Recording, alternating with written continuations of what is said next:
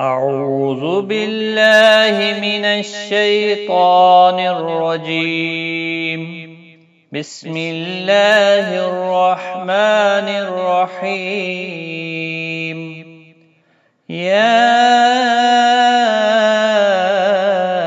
أيها الذين آمنوا استعينوا بالصبر والصلاة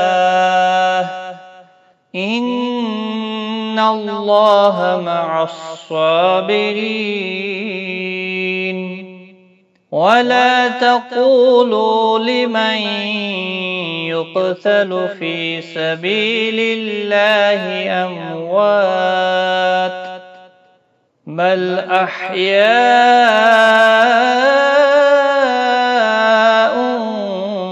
ولكن لا تشعرون. ولنبلونكم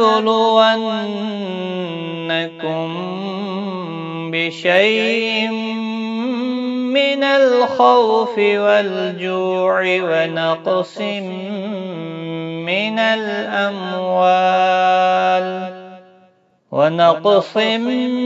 من الأموال والأنفس والثمرات